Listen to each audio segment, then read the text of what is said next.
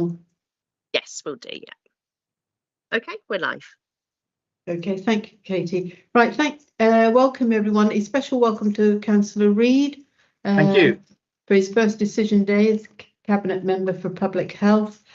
Shall we just start? If we go on to the first agenda item, which is Older Persons Day Services, Stephen?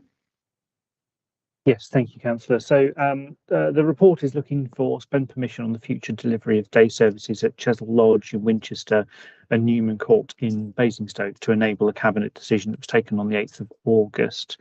There are two recommendations within the report.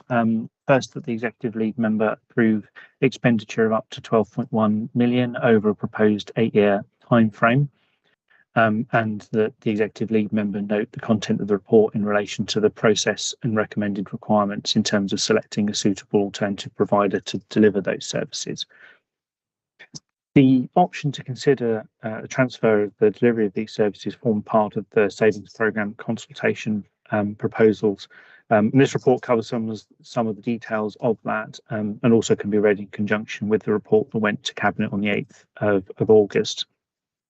It's worth noting that in line with the recommendations that were made by HASC at that time, the approach here is intended to optimise the community value of these services being offered, put in place a provider or providers that can both continue to deliver the great care that's already in place, but also grow the services, opening them up to more people and really connecting them into the local area.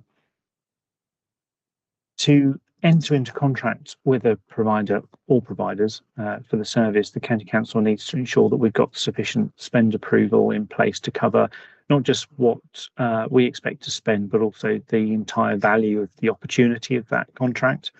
This needs to account for a number of things, which include the proposed maximum length of the contract, which, as I mentioned before, is up to 8 years. The maximum number of people that the services could support based on the capacity of the two buildings. A reasonable estimate of the total cost, based both on our understanding of the current cost of the service, but also the costs and prices that we see in the wider market. That estimate covers a number of things in and of itself, including all reasonable staffing costs, premises costs, transport costs, supply and services. And the overall value also includes an allowance for an increased year one cost to ensure that we can make sure there's a smooth and successful transfer during that first year. So on that basis, the estimated maximum contract value, which is to say that the value of the opportunity to any potential provider, has been placed at an estimated 12.1 million. I would stress that the County Council expects its own spend to be lower than this value. As the service develops, the selected provider will increase the overall occupancy, opening up the services to a wider audience, particularly individuals who may be self-funding or don't meet Care Act eligibility. The County Council would only fund those who we directly place in the scheme, so the 12.1 million will be made up of funding by the County Council for those that we've placed, and funding directly from individuals in the community accessing and directly themselves. The County Council will ensure that the costs secured as part of the procurement process provide the savings that were set out in the Cabinet report on the 8th of August. And I would also stress that the County Council will only withdraw from the delivery of these services once a suitable alternative provider or providers, if they're separate providers for each of the two services, is in place and is under contract. Sufficient implementation time will also be built into the overall timescales that might see the service start date move beyond April 2026 if additional time is required to ensure that the smooth and successful transfer of the services take place, because it's important to make sure that implementation is right and that everyone is protected through that process. The service specification that will outline the fine detail of what any provider must deliver is in development. It will be based on both our knowledge of existing identical services we're already in contract for, but also through engagement and involvement from those who are currently benefiting from those services today, and we'll make sure they're fully involved in that. It's worth noting that County Council doesn't own either of the existing buildings in which these services are being delivered from. The landlords, Winchester City Council and Saxon Weald, will both need to be key partners in this, both in terms of the successful transfer and obviously the ongoing delivery. And we're talking to both. So, in summary, the report seeks permission to spend for the future delivery of day services at Chesil Lodge in Winchester and Newman Court in Basingstoke, enabling the Cabinet decision taken on the 8th of August to transfer these services to a new provider. The approach is intended to optimise the overall community value of the services being offered by putting in place a provider that both continue to deliver the care that's already in place, but also grow the services and open them up to more people and connect more into the local area.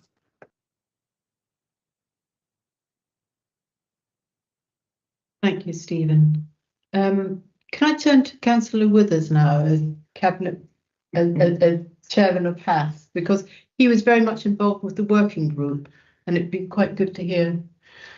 Yeah, I think it was unanimous by the working group members that actually to get a private provider to take on the existing 2 facilities was a no-brainer in many senses, because the cost of doing it individually exceeded what we expected. I think it was an extra 2,000 plus per person and individual.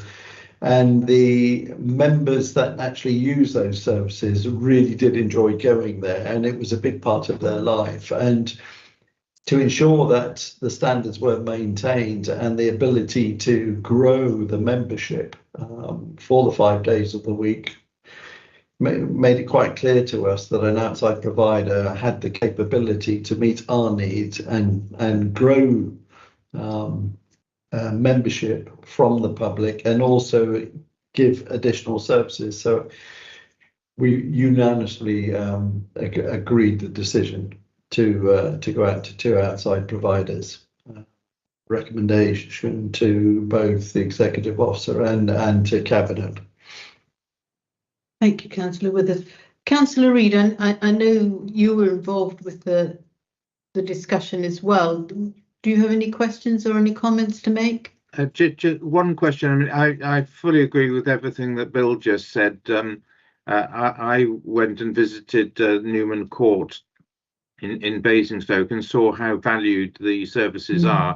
So I'm delighted that the County Council is finding a way of continuing them. So that's good. The question is, when we find a company that will take on the operation of these 2 care homes, that they're going to see a risk should the unitary authorities that succeed us be smaller than we are proposing. So Basingstoke Newman Court could be operated by one unitary authority, and Chesil Lodge could be operated by another if the district councils have their way. So have we addressed that risk and ways in which we can assure them that the contracts can go forward? Jess, did you want to come in on that one? Thank you. Thank you, Councillor Fairhurst. I'm really pleased to say that because of the model that we are moving to, really the membership of that day opportunity won't be impacted by the change in local government reorganisation, whatever option is taken forward. And that's because, in one sense, anybody who would like to attend that day service can. Now, of course, it's more likely that people locally will want to attend that particular day service, because the nature of day services tends to be like that they're more effective when they're very locally provided. However, if somebody wants to travel a little bit further from another area, they still can. And the joy of that will be that they individually pay for themselves. So there won't be any issue with regard to new unitary boundaries, if that makes sense. So actually this, I would say that the opening this up actually makes the situation probably more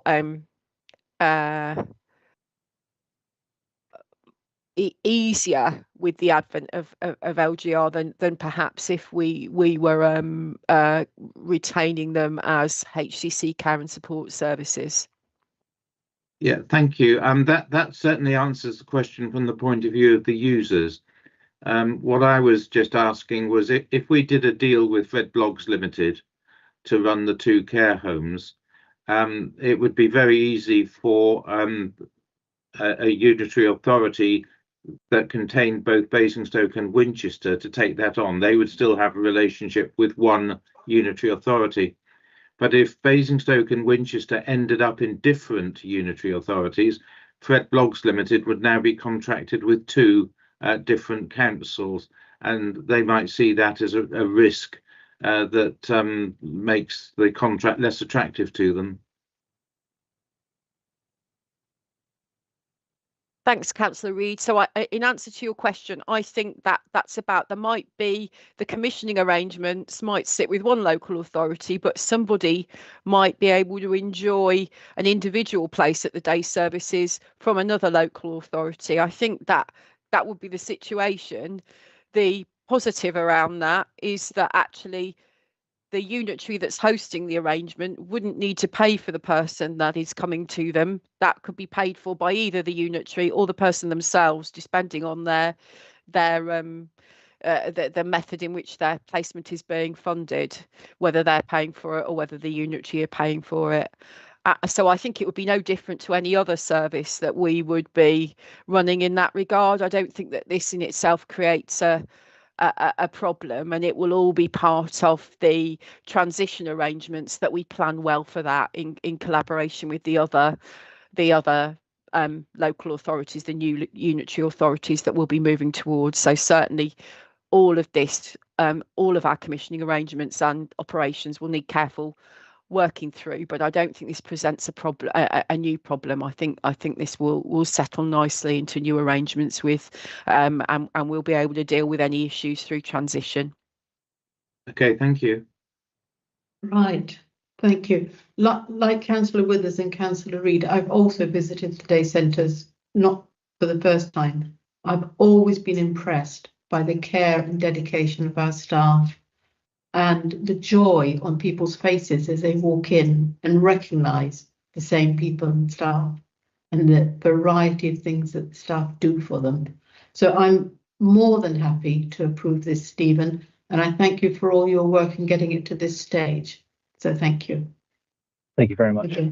And Stephen, if you want to stay, you're very welcome. If you don't feel you have to. Okay. Brilliant. Thank you very much. Thank you. Right. Shall we go on to Hampshire Equipment Services? I'm not sure who's presenting that. Yes. Thank you, Gillian, Councillor yes. Fairhurst. It's Denise. Thank It's you. Denise, sorry, yes. That's Hi, okay. Good afternoon, councillors. Both myself and Gillian will be presenting this afternoon. So our request to members today has got two recommendations or requests for recommendations. One is to seek spend approval from the executive lead member for up to £30 million for Hampshire County Council to continue to provide a community equipment service for the residents of Hampshire. That's both for adults and children through our internal existing provision, people will know as Hampshire Equipment Service or HES. The spend approval would be to cover 5 years with an initial period of 3 years, commencing on the 1st of April 2026, with an option to then extend by a further 2 years, seeking to allow for local government reorganisation activity. And the second recommendation is that the executive lead member agrees to Adults Health and Care, Hampshire County Council, issuing a formal 12 months notice to cease the current partnership arrangement that is in place between Hampshire County Council and the Hampshire and Isle of Wight and Frimley ICB for the provision of the community equipment for adults as set out in this report. We would seek for that notice to be issued on the 1st of October 2025 or as soon as is practicable afterwards. To confirm that individuals will be aware that as of the 12th of September 2025, Hampshire and Isle of Wight ICB, acting on behalf of themselves and Frimley, have advised that they are unable to reach agreement with Hampshire County Council, and therefore an exit plan is in progress for this service. We are seeking these recommendations be approved as part of the exit planning and strategy. And I'm going to hand over to Gillian to give further detail about the service to inform any potential queries for your decision making. Thank you, Denise, and good morning, councillors. So I just wanted to give you a bit of a background to the equipment service. So the equipment service is part of Hampshire's all age, so both adults and children offering aimed at enabling people to live independently at home for as long as possible. And the service includes key components that include supporting hospital discharge. The service includes loan and installation of equipment, so things like profiling beds, hoists, bathing aids, sensory equipment, grab rails, etc., as well as some minor home adaptations to assist with mobility, toileting, bathing. They also carry out the maintenance and servicing of equipment, and they do support relocation of equipment when somebody changes their residence. Now, demand for the equipment service has increased over the last 5 years, and on a monthly basis, the service delivers approximately 26,000 individual items across 9,500 deliveries and undertakes around 3,000 collections, and that's each month.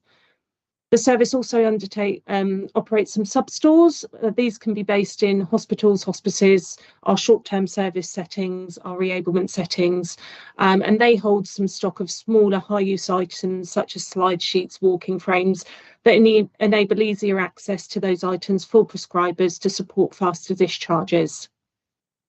Now, in late 2024, the Older Adults Commissioning team undertook some research to consider whether partners were getting best value for money. And the analysis concluded that demand for the equipment continues to increase as systems look to discharge people home more quickly and maintain their independence at home for longer. That the service provided better cost per head of population than other equipment services where compared to other local authorities with similar population sizes. And that there was no evidence of significant improved service delivery activity or outcomes by outsourcing these arrangements. So currently the service is provided through a shared budget under a Section 75 arrangement, which has been in place since 2013. And the arrangement is in place with, as Denise has said, both Hampshire and Isle of Wight and Frimley ICBs. There is a separate Section 256 agreement for children's, which is largely for the supply of very bespoke and specialist equipment, which isn't included in the core budget for the service. The terms of the existing Section 75 are due to end in March 2026. And as Denise has said, we've been working with the ICB to try and gain agreement for the future of the service, but unfortunately we've been unable to reach that. Due to that, the ICB have decided to pursue other avenues and look at other areas to provide the service. And as at the 12th of September, they advised us that they're unable to reach the agreement. And therefore, as Denise has said, we're looking at an exit plan, which we're currently working on to ensure that there's an ongoing robust equipment service for the residents of Hampshire with social care needs. Plans are being worked up to ensure that that exit strategy is put in place, including what those financial implications are for both Hampshire and the ICBs.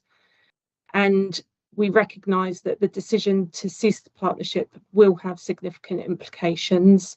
However, we will ensure that we continue to work very closely with the ICB to put that exit plan in place and ensure that Hampshire residents with eligible social care needs are continue to be provided for maintaining our statutory duties. Thank you, Gillian. Thank you. And just to apologies, Gillian, Nara in the same room. So just to confirm, the ICB will be making new arrangements for their process. But as Gillian said, I'd just like to reassure again, we'll be working very closely with our partners to ensure that there is no detrimental effect to individuals that we work with. Thank you very much for your time. Okay, thank you, Denise and Gillian. I've always been terribly impressed by Hampshire Equipment Services. They do and will continue to do a fantastic service in getting equipment out to people who need it when they need it.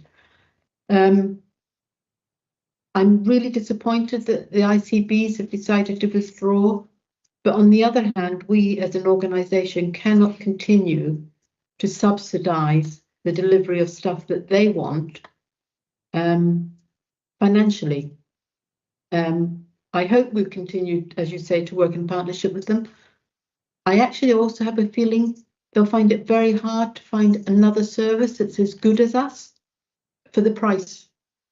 But we'll see what happens in the next year. But anyway, thank you. Councillor Withers. Oh, Jess, you wanted to come in. Thank you, Councillor Fairhurst. Only to add really and endorse the fact that this is no reflection on the quality of the service that Hampshire Equipment Service provide. And I think that's really important. And just to say that we will be working in full partnership with the NHS to make sure that the transition is smooth as Denise has described, and as well, of course, as supporting our staff through the process when we understand more the implications in terms of the plans for the future from the NHS's perspective. Thanks very much. Thank you. Councillor Woodward. Yeah, thank you, Chair. Jess and I have had a long chat about this subject, and I too obviously visited the base with you, so I've seen the actual facility that provides all the HES to Hampshire and the Isle of Wight, and also to Frimley. I think the ICBs are going through a big change, and we shouldn't be paying the NHS for a service that they should be paying for.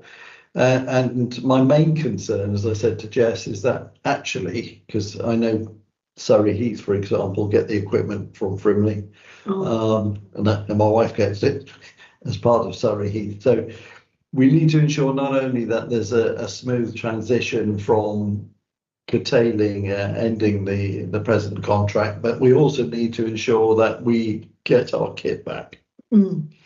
So, and Jess is fully aware of that, because it's hard enough to get the smaller items back in the first place, but we need to ensure we've got a good recovery program, which actually sends a further message to the ICBs that we're running a business as well, and that our stock is our stock and not theirs. So I have good faith in a good transition, and the HES carries on, giving an excellent service to the residents in that come under social care. Yeah. Thank you. Councillor Reid, do you have any questions? Just yes, if I may. Thanks, Liz. The ICB have decided that they don't want to be our customer anymore, and we really can't argue with that, because we're not in a position to argue with that. They either want to do business with us or they don't. The question is, what if they find that they can't match the service and the value we were providing, and then come back to us and say, look, could you continue?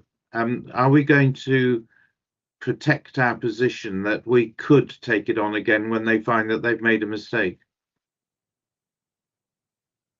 Who would like to answer that one? I can give a partial answer unless Jess wants to. That's fine. I'll come in, Denise. I think that the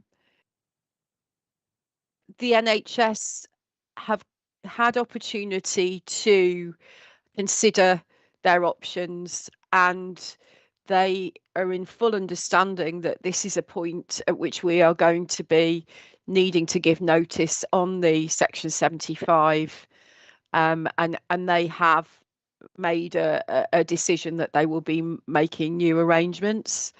I wouldn't like to rule in or rule out anything in the future, just because, of course, as a good partner, we would listen to any issue that they raised after that. But my understanding is that the NHS understand that this is a final point of decision that we're not making lightly, and we believe that plans will be moving forward for them to be making those new arrangements in time for the end of September. I think it's a good thing that there is that year period for good transition arrangements to be put in place. I think that is a reassuring factor for the public, particularly because there is some time for the ICB to be working on those plans. So I believe they will do that, and there will be new arrangements in place from the 1st of October. Okay, thank you. So this is you see this as an irreversible decision. They've made their decision, and there's only one way we can now go. So that's clear. Bill mentioned a few minutes ago about reclaiming our equipment. What will we do with that equipment when we don't have a customer? So, Councillor Reid, I think this is something that might be an interest for scrutiny going forward when we've got a little bit further down the path of how all of these things are going to work as we find out and have done the work around the planning for the new services. I think the ownership of the equipment is a little bit more complex than that. It is not so much that we will be giving they will be giving us back equipment. There's a We've lost you, Jess. the ownership of the equipment is more complex than that. It isn't necessarily a straightforward matter of the NHS giving us back equipment, but I think that there are lots of aspects to the contract that we need to work through and with our partners and that is one of them, but it isn't a straightforward picture with regard to the ownership of equipment. I think that's the quickest way. That's the summary of the situation, right? Okay. Without going into lots of detail on that. Right, so that wind down year is important to work out things like this. Yeah. Thank you. Okay. Right, thank you, everyone. It's with a bit of sadness that I will do this because I think the system has worked really well. But unfortunately, we as an authority can't keep affording to subsidise the NHS. So we have to go down this path. And so therefore, I'm happy to approve the recommendations. Yeah. Thank you very much. Thank you, Denise, Gillian. Again, Thank same you. thing. You're welcome to stay, or if you'd rather go, please feel free to drop out. Okay, thank you. Thank you. Right, I think I'm now going to hand over to Councillor Reid for his bit for public health, physical health, and it's well water, isn't it, Councillor Reid? Yes, Right, I'll hand over. £100,000 to go into the water wellbeing project, which I've spoken briefly with Simon. But Simon, do you want to introduce this? Thank you very much, Councillor Reid, and Jason will give details of the specifics. And just due to your new status in this role, we have a comprehensive physical activity portfolio, which Jason oversees, which has a number of different kind of arms and legs, and this is just another aspect of how we want to increase physical activity. And your predecessor made a number of decisions around physical activity and giving out grants. We want to work with Energise Me, who are the county sports partnership, who are the best place to work with those leisure centres that they have really strong relationships with across the board. So whether that's a public or private situation that has people able to access them. So this grant is funded from the Public Health Ring Fence grant to increase physical activity. Jason, do you want to give a few more details? Yeah, thanks, Simon.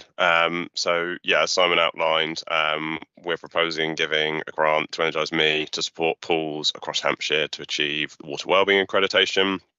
The aim is that that will enable people to become more physically active. It's probably well aware that being more physically active has a significant benefit on physical and mental health. And we know that across Hampshire there are physical activity related inequalities where some groups struggle to be physically active. Swimming is potentially a good option for some of those groups. So we know people with long-term conditions or disabilities tend to be less active than their counterparts without those conditions. And as I say, swimming is one way in which those groups are likely to be able to engage in physical activity. So we are proposing £100,000 over 2 years to award to Energise Me to then manage that grant, to then distribute that down to the pool operators.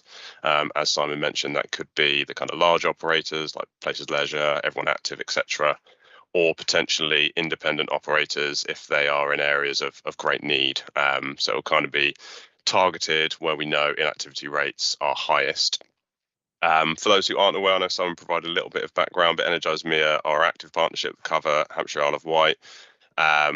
There's 42, I think, active partnerships across the country, and they are ours. And as I say, we work really closely with them as they have a lot of strategic objectives that align to us around physical activity.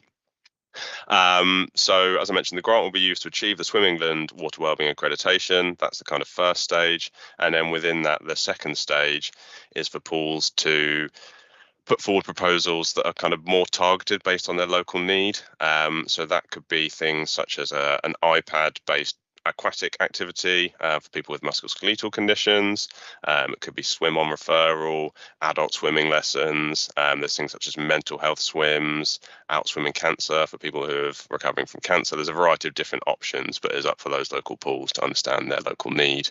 And then the final thing I will say is that this funding should be sustainable, because the aim is that a lot of these interventions are chargeable. So although that may be a barrier for some people to access swimming, the pools can generate revenue by offering these kind of diverse and targeted interventions that will get people into the pools and hopefully benefiting from being more physically active.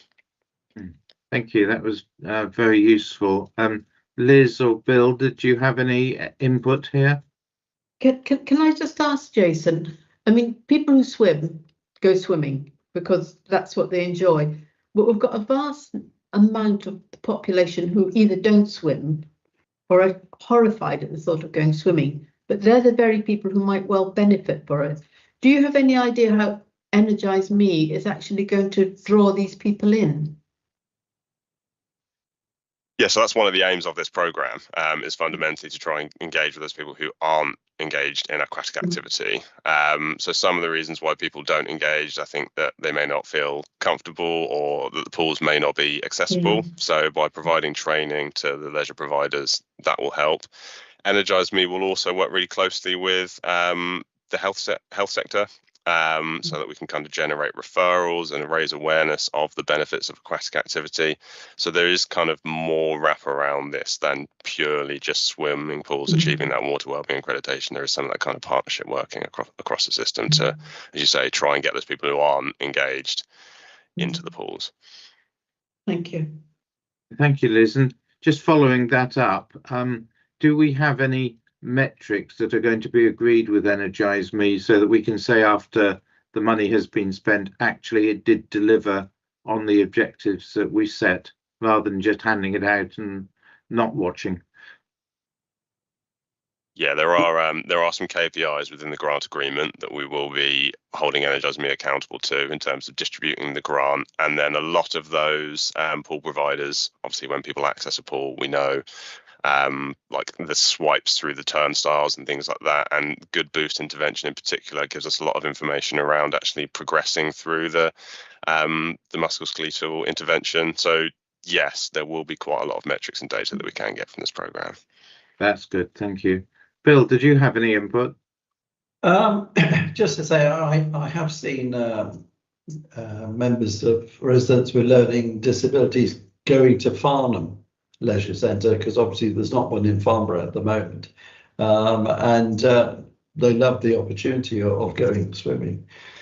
It would be interesting to know how many members of the staff in the buildings here at the castle can swim or can't swim, since swimming ceased as an education physical activity many years ago, because we always say charity begins at home, and we should be ensuring that those people that have a fear or have never been able to swim get the opportunity. Yeah, Councillor Withers. Oh, sorry, go on, Councillor Reid, sorry. No, Simon, go.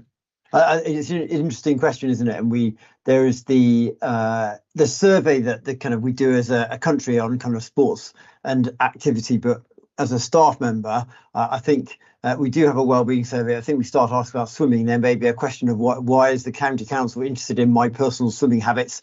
But you are right. It is quite interesting to think about, and how we really, as you say, this is one way of trying to increase swimming, and let's see how that has a wider impact on getting more people to swim. But there's many reasons why people don't like swimming, not just because of the messing up the hair. Yeah, and I think also in the schools we've obviously been in contact with them. But we still get teenagers today jumping into rivers thinking it's an easy thing to do, and it's a fatal thing to do temperature wise if you're not a swimmer, even if you are a swimmer. Yeah, even if you are a swimmer, yes. Yeah, water safety is important as well. Yeah. Thank you. Liz, I see your hand. Yes, a few years ago, I came across a group of mothers whose children were learning to swim and the mothers couldn't. And the mothers wanted to learn to swim, but they weren't prepared to go to a public pool because they didn't want to put their bodies on show. They were embarrassed at the thought of having to an open changing room, being seen by others.